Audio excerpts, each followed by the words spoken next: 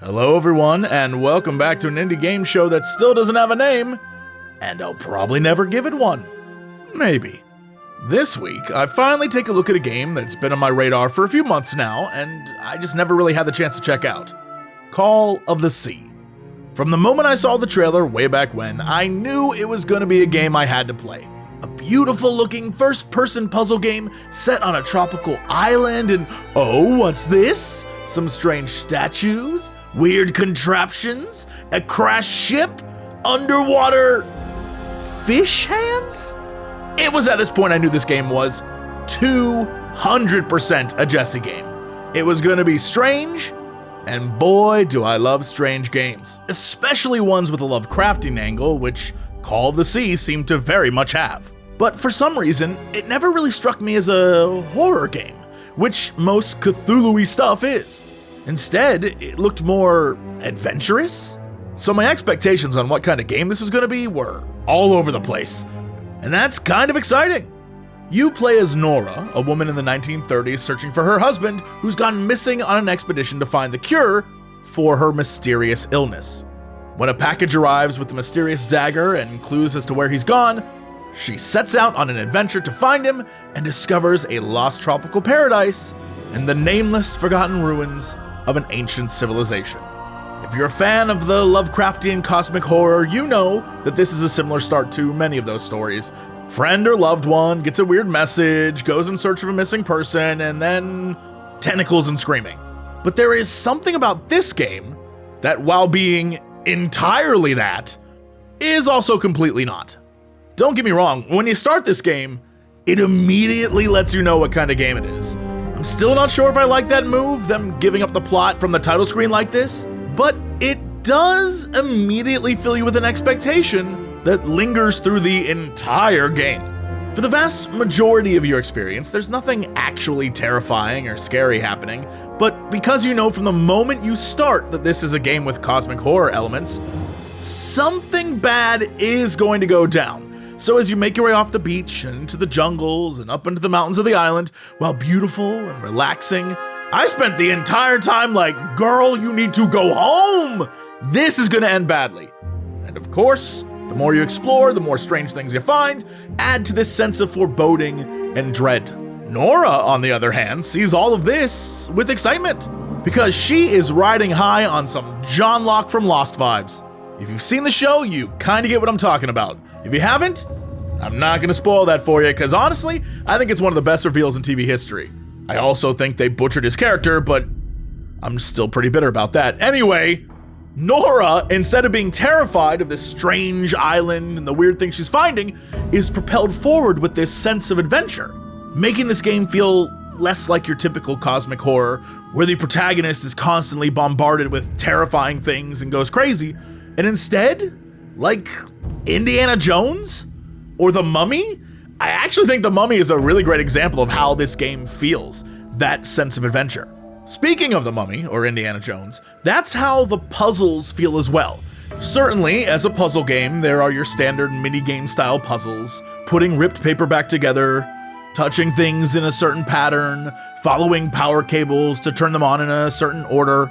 All the standard puzzle game tropes are there, but Call of the Sea also uses the fact that it's a game about exploration and searching for clues to create some very grand puzzles. The game is broken down into chapters, and within those chapters are kind of zones, and each requires you solve small puzzles and find clues to help you solve this grander puzzle that helps you move on to the next area. This requires a lot of exploration. In fact, most of the time before I even started on a single puzzle, I would go around and look over the entire area and discover clues and hints and notes and all the different things that would help me in my investigation. Because most of the bigger, grander puzzles are kind of like Indiana Jones style adventure puzzles. You examine all the clues, work on small riddles to unlock concepts or parts that may help you with the bigger riddle, and then using your brain and the clues you've written down in your journal, come to a conclusion. One that in my case was mostly wrong the first couple of times, but that's the trial and error of the game. There were some puzzles that made me feel real dumb, but because the game does give you all the answers, when you figure it out, when you finish that puzzle, you're like, oh oh, it was in front of me the whole time. If you're looking for an example of a puzzle, early on, there's a series of totems that Norah comments on possibly telling a story. And then that's it. So now it's up to you to figure out what that story may be by going around and searching for clues in the area. And when you find those clues, they may not make sense right away. Lord knows my initial conclusion was way off. So I assumed there was more to find. I went looking around for more info. I found nothing. And so I just went back and was like, all right, I'm doing something wrong. I need to figure out what to do here. And I just made the wrong assumptions. I was lacking one piece of critical information that I just didn't put together. Like, it was all in my journal. I just didn't put two and two together. In that moment, I've never felt better about solving a puzzle, but also never felt dumber. And that's the way the game plays. And with that, I have to say, an overwhelming positive in this game is that while I was struggling with my brain not understanding a puzzle, the world they've created is so simple yet beautiful and just mysterious enough to keep you wanting to play more and know more. The strange architecture and the distant monoliths calling to you to come and find them, and you do. That's the whole point. Meanwhile, Norah is an excellent traveling companion for the player. Wonderfully voiced and eager to explore more, her energy and desire to know, find her lost love, unravel the mystery is what kept me interested in my more brain-dead moments. And I really enjoyed that for a puzzle game. The pacing felt like it was really well done. Usually, I have to put a puzzle game down, come back later, but thankfully this game isn't overly long or filled to the brim with puzzles just to keep you playing in the world longer. They're telling a story, and the story has a main point and a conclusion, and you're gonna get there. But if I had to be that guy, for a story game, it did feel kind of short. There were some things here or there that I felt like they could have been fleshed out more or maybe given more time. I definitely get that in cosmic horror, you never truly are explained everything, but there were moments in the game where I felt like I wanted more backstory on the missing expedition, for example.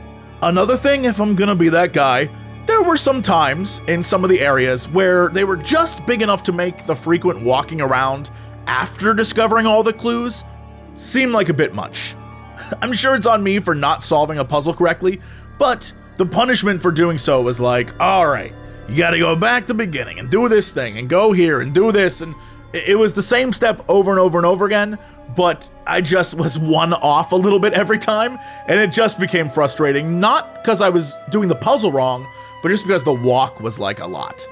And speaking of puzzles, the only other thing I'll say is, I thought some of the puzzles were like mega super incredibly hard, requiring actual researchers to come in and work with me to decipher some kind of riddle.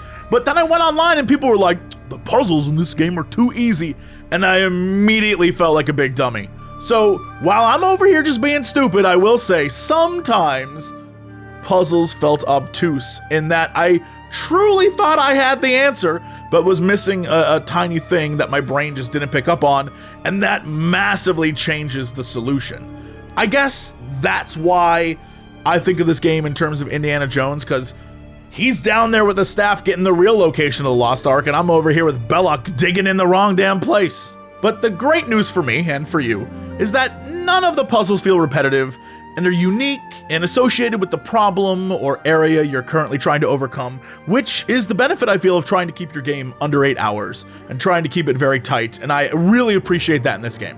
In the end, without spoiling anything, it gave me the exact weird I was looking for. It got there. I was so thrilled. I enjoyed this experience so much, I literally told 2 friends immediately after playing that they need to play this. And one of them hates scary games, which I feel I need to stress again. This is somehow a very tense, very mysterious, dread-filled game that at the same time isn't jump scary or trying to make you scream. You are on this adventure with Norah, and Norah couldn't be more excited to find out what's behind the next corner. And that is not just a unique experience, it's pretty damn fun. So if you're looking for an adventure to stream or a chill night with your partner, this game definitely fits both categories. There is so much that I love about this game, and it's done in a way that's totally unexpected. And that's what I think makes it a Jessa game. It's that kind of strange that I love. Anyway, that's it for me.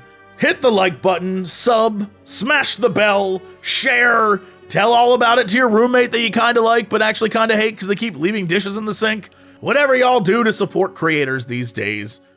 And I'll see you next time with another game.